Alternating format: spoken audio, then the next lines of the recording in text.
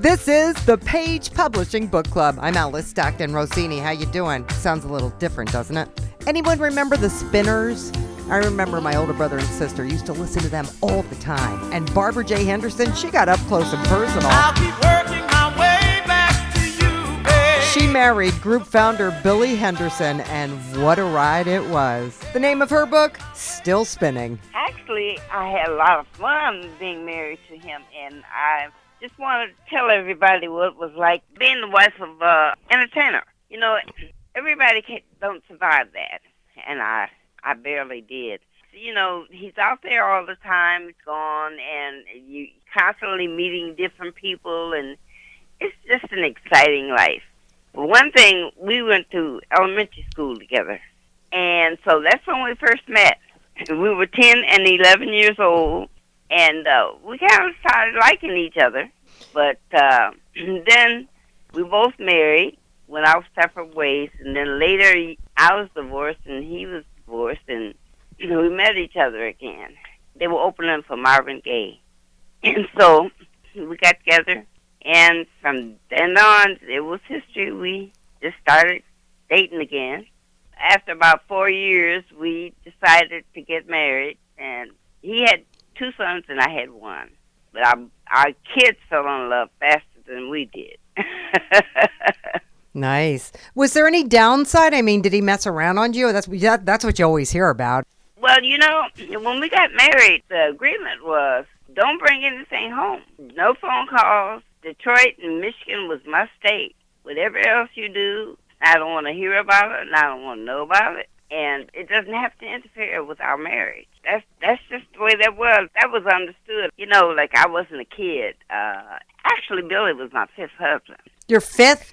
Yeah. Your 5th husband? You know, to me, like being married to an entertainer or athlete or somebody in the public eye, as long as you keep your respect, and my thing was to him, don't bring home anything but you and your money. And it was rough because I knew they all did something, but I didn't look into it. I wasn't out there looking for trouble or looking for, you know, to me, when you look for stuff, it happens, you'll find it. So I didn't ignore it. I didn't ignore it, but I just didn't run into that with him. There was an understanding between the two of us. One of the times was meeting Joe Namath, and I have to tell this story. It was so cute. It was we were in Fort Lauderdale, and they were performing at Bachelor's 3. But anyway, we were going to this famous restaurant in Fort Lauderdale, and we walked down the street, and who was coming down the street but Joe Namath? And so they all stopped. Joe Namath recognized the guys. They recognized him. And he said to me, he said, Billy introduced me to him, and he said, do you mind if I hug you? I said, I mind if you don't. And it was a wonderful time. He was such a gentleman, such a nice guy. And another part about it was my kids were involved. Our oldest boy, Charles, he became the choreographer. Oh, geez. And the youngest one became the backstage manager and valet for them. So the kids were involved. So there wasn't a lot of, I don't know what he was doing, but he wasn't doing a lot of it around the kids. Right. Because they were out there on the road with him. Do you have a lot of pictures in the book? Yes. In fact, this is terrible. One of the girls I had an interview with this summer, I was going to Detroit. She had a very popular radio show. I was going to do an interview that she has died of coronavirus. Oh, my God. Brenda Pearman. Oh, jeez. Oh. Yeah. And so that was out. And it's sort of, everything is sort of at a standstill now. But I talked to one of my girlfriends in Ohio, and she said, I'm getting your book. And it's at Walmart, too. So she said, I went over there, I called, and they only have 5 copies left. I said, great. All right. Listen, it was so nice talking to you. Thank you so much. Thank you. I hope I helped. Gave you some information, You and helped did. with the book, and it was wonderful talking to you. Yeah, same here. Barbara, do you have a favorite song? Or did you love them My all? favorite, well, my favorite song for Spinners was "The Winter of Our Love," Mm. and it was not released. It was written by Tom Bell and Linda Creed. She died when she was young. She was the one that did the greatest for Muhammad Ali. Yeah.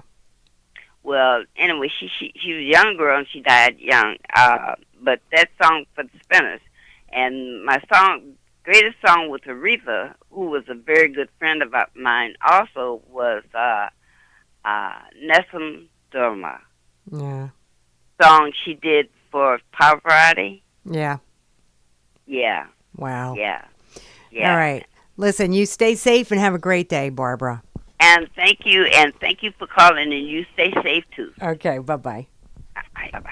Chris Murphy credits God with his extraordinary career, from a kid who survived severe asthma to a young man who thought he was going to be a minister to a guy who wound up, catch the title, in His Majesty's Secret Service. Got into law enforcement and had great adventures from starting at the police department. And then I got into investigations with Tennessee Bureau of Investigations and enjoyed that, and worked over 20 homicides and 3 or 4 dope planes and all kinds of things I never thought a kid from Alabama who was a preacher's kid would get into.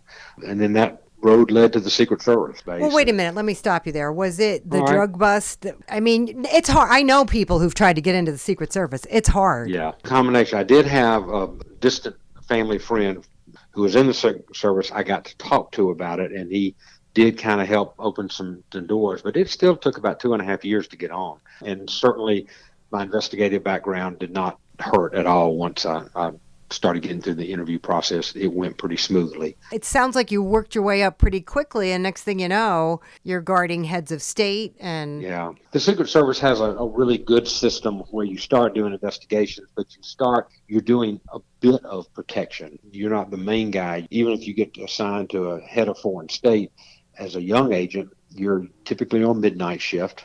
Not everybody gets on the president's or vice president's detail. They're kind of considered the 18. But there are lots of other ways that you do your protection assignment. But I was very fortunate to kind of go up the way I did relatively quickly. And I think my investigative background truly helped me in that. Now, what was the most surprising thing to you? I think all the detail that goes into protecting a person like the president or the vice president for an hour-and-a-half visit to a city, what all has to go into making that a successful visit and a safe visit, and checking mailboxes, to checking routes, to checking hospitals, to all the things that go into people. They have no idea what goes on for a week before that person ever comes. And sometimes when it's a foreign country, it's 10 days to 2 weeks of advance work. When you get around a president, I mean, they're humans just like us. Yeah. You're absolutely right. And that is another stark reminder. You cannot help being a little starstruck at first, but then you realize they're just men and women like anybody else. And they have family issues. And then you see that they had the burden of the world on them, particularly when the 9/11 event, that was significant. But even Clinton and both Bushes, when they go to see disaster scenes, and you get to see who they really are, and they really do care about the people. And I think most of the people I've been around, you could tell they truly care about the American people. You can't help liking one more than another necessarily. There used to be an old expression that you elect them, we protect them. We don't get into their politics. We do our job, and you learn to respect them, or sometimes you learn to go, well, that's interesting. I think the one takeaway would be that the Lord is consistent in your life if you ask Him to be a part of your life, and that no matter what you do, keep your eyes on Him. And I tried to put a lot of that in the book. That, I lost my sister, who I was very close to. We've been through a lot of tragedy that have gone in our life, but the consistent that God is there to help. But I also did it to entertain, and I wanted to have some leadership and some ethics in there. So I hope it's It's kind of a crossover book that a person of faith can enjoy it, but a person who just is interested in leadership can enjoy it and get something out of it, or somebody that just wants an escapism. And I do think that while we're all kind of sheltered in place, that it's a good time to pick up a good book, and I hope this is considered a good book to pick up.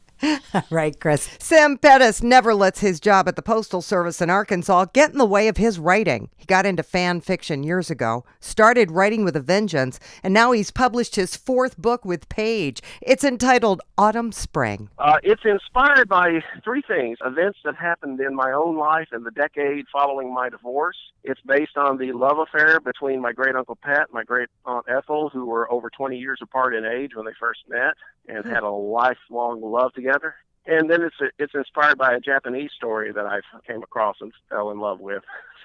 Jeez. It's set in an apartment building. It concerns a late middle-aged man by the name of Larry Watts, who works as a forklift driver. He's divorced, and he's set in his single life and has got just about everything where he wants it to be. And then this beautiful 26-year-old legal receptionist moves in next door to him and just turns his life upside down. The girl breaks up with her current boyfriend and comes home drunk, goes to Larry's apartment by mistake because she's so drunk, and passes out in his apartment, and so he has to take her home. A younger man who enters the picture later on, who definitely wants this younger girl, but by this time the younger girl is feeling attraction to the older guy. But there's this other girl who works with her who wants the younger guy, and so you kind of get this Peyton place going. And then there's a third couple.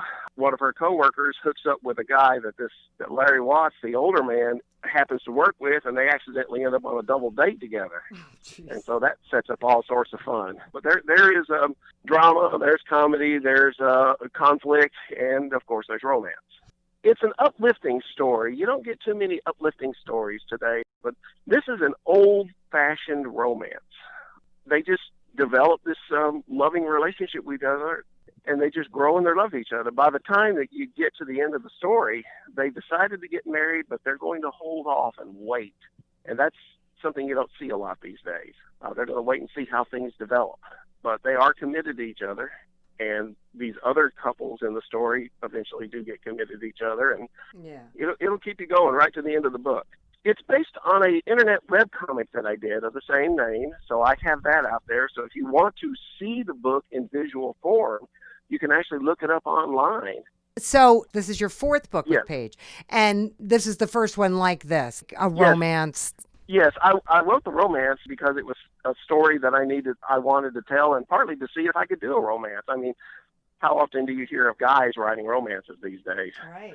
But I look at writing like the late actor Werner Klemper looked at acting. You know, when someone asked him about playing Colonel Klink on Hogan's Heroes, he responded, "I'm an actor. If I can play Richard III, I can play a Nazi."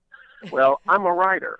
If I can write video game histories like The Hunt for Resident Evil 1.5, which is my most famous book so far, I can write a romance. I can write science fiction. I can write fantasy, and on and on and on. What I'm getting at then, you've developed a sort of fan base then, right? Yes. And yes, I do have a fan base. In spite of coronavirus, have you been able to reach them and let them know about this book? Yes, and the response I've got has been very positive. They thoroughly enjoyed it, and they're looking forward to hearing more of Larry and Brandy, the couple in the book, and all their friends. I have the webcomic, and I've got kind of a synopsis of where I eventually want to go with the series, and I've even got a preliminary artwork and character designs and things like that. So I keep them up to date. Right, so you're constantly giving your fan base something to look for, right. Something new. Mm-hmm. Yeah, that's a great lesson for other authors who are listening. Yes, keep your fans interested. Yeah.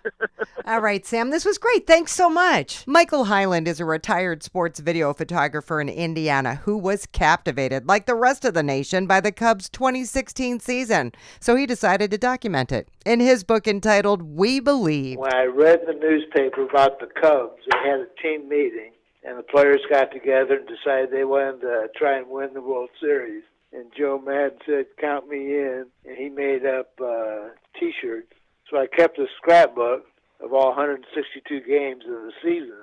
And then when they won the playoffs, I added that to it, and that's why I wrote that book. It's about the highlights of each of the games, who contributed, kind of a historical document of the season. And when they made the All-Star break, I put in there too that they had all the starting infielders were Cubs. First, second, third, short, catcher. They're all Cubs. And then they had 3 or 4 pitchers that made the team, got in first place and stayed there. They hadn't done that for 108 years.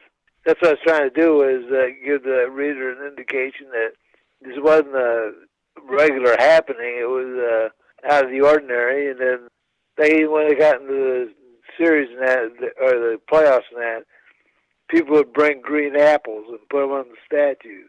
They say, "What's that for?" And they go, "Well, Harry Carey said, as sure as God made little green apples, the Cubs are going to win the World Series." Were you always a Cubs fan, like from the time you were a little kid? No. My granddad, when I was growing up, he was a New York Yankee fan. Come to find out, the New York Yankees were originally called the New York Highlanders. So that's why he followed the Yankees. But the other grandpa, on my mom's side, he would take trips up on weekends to Wrigley Field and watch the Cubs play and then bring the train back. And then he'd go back to work on Monday and that. I put that in the book. Why was it important for you to document this? Because the Cubs had won the World Series in 108 years. Well, a lot of people have documented it. What makes yours stand out? Well, I covered all 162 games. I don't know of any other book that was written, including time, life, pictures, and everything. They didn't cover the whole 162-game season. But I did mention the stars of certain games, like when Ariette pitched a no-hitter, and when they're in the playoffs and they had a rain out, they called it a tie game.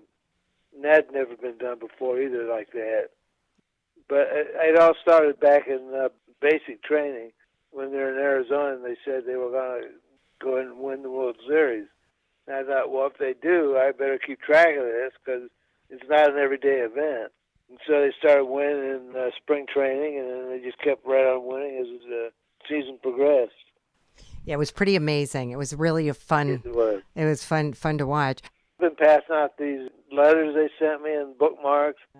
I put some out on the table down by, they have an exercise room and a training room. So I put some letters and bookmarks down there, what Page Publishing sent me about the book, and a little bit about myself. One person asked me for an autograph. That was a friend of mine from years ago. He was against the book to begin with. Why?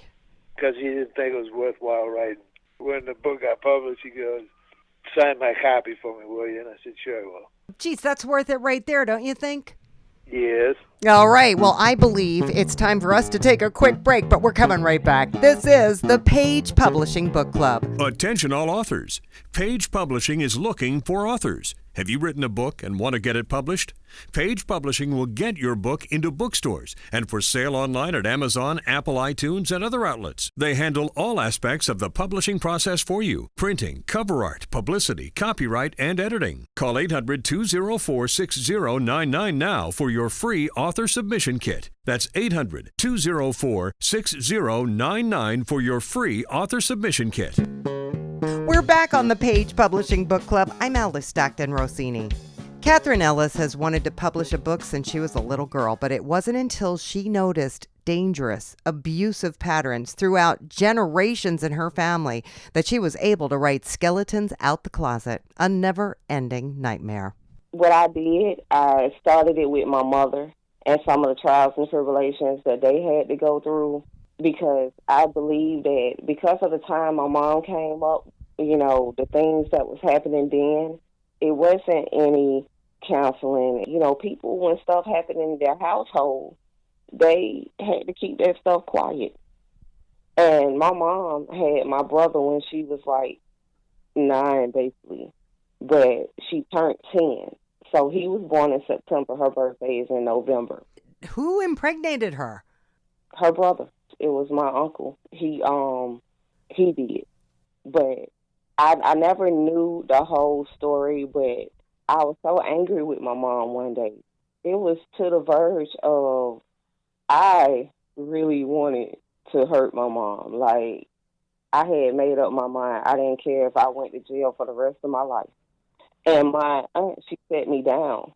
And she told me, what they had to go through coming up. And that kind of made me be empathetic for my mother instead of hating her like I did.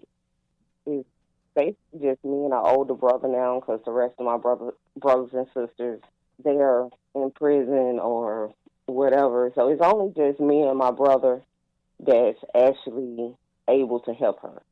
So the question in the book is, will the family survive once the grandmother becomes ill and dies? And you say your grandfather was wealthy and well respected, but he didn't know what was going on in his own house. No, he didn't. Does the family survive? That's why it's a never-ending nightmare. They survived, but this kept going through other generations. Right. Did your mom ever find happiness? She married, but she never found happiness. I just felt like she was destroyed at a young age, and her mind, it wasn't right. And she was never able to find the love or be able to receive it because she never trusts anyone. I mean, even to this day, she has no trust.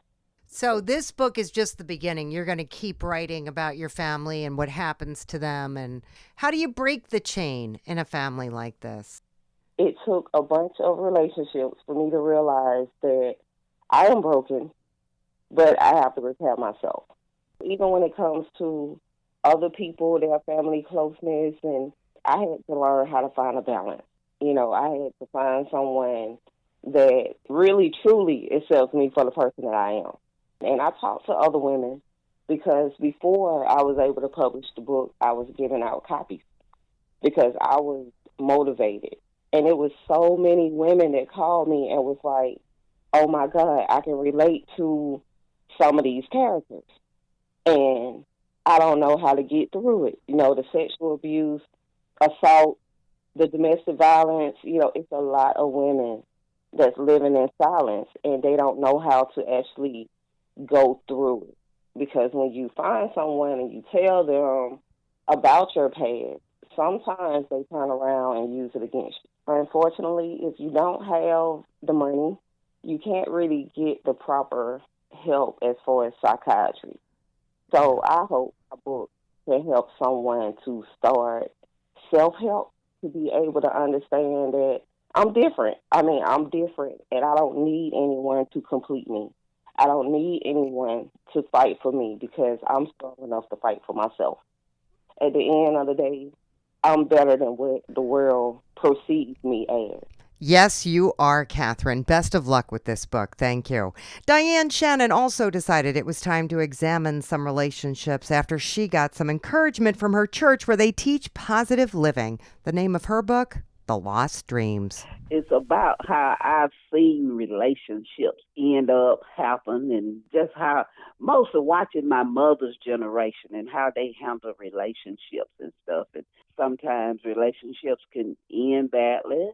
A lot of times they can end good, and sometimes you can have leftover stuff from a relationship that you didn't even know you had, And in my book, it's about leftover stuff from a relationship because the main character, her husband died, and she had problems that affected even their children after her husband died. So it's about relationships and unsolved problems. So lay out the story for me.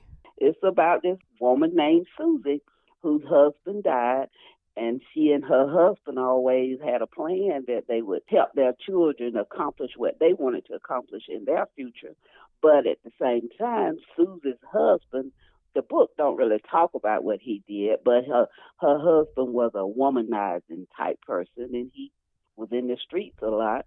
And some of the problems from how he lived when he was alive come back to infect the children, and it affects their lives and their futures and everything. The husband had an affair with the woman who was married, and her husband was in love with her. And so when Susie's husband had this affair, it broke up Susie's marriage, and it affected Susie's husband's girlfriend's family, and all of their children went by the wayside, and and life didn't work out the way their father wanted them to live. And so he decided to get revenge for what had happened to his family, and therefore what Susie's husband had done, it affected Susie's children. Woo! It's imagination based on things that I've seen down through the years. Wow, that's some imagination. So what's the bottom line? I hope that people will learn to deal with relationships in different ways and face problems as they come up and not just put stuff off, because it will come back and bite you if you don't take care of the problems as you see them. Because I saw a lot of women when I was growing up whose husbands was doing a whole lot of different things, and they didn't ever say anything, because I was a snoopy little girl with my mother, and I was listening to conversations, and they just didn't say anything. And it just made me start watching the world, how we react to people in marriage and everything. Even my own marriage, it was a lot of stuff that I could have done differently, but we could all look back and figure some things we could have done differently, but it's too late. And it's just a book just to make you imagine, what life would have been like had you taken the other road less traveled. I bet a lot of people can relate to it because, everybody's got the perfect life until you pull That's back right. the covers. That's right. Nobody's perfect, and that's the main point I'm trying to get across. Nobody's perfect, but we have to deal with problems in different ways, and sometimes they will come back and bite us if we don't. I hope it will be good reading for somebody. Of course it'll be a good read, Diane. All of the reads are good on our show. Didn't you know that? And interesting.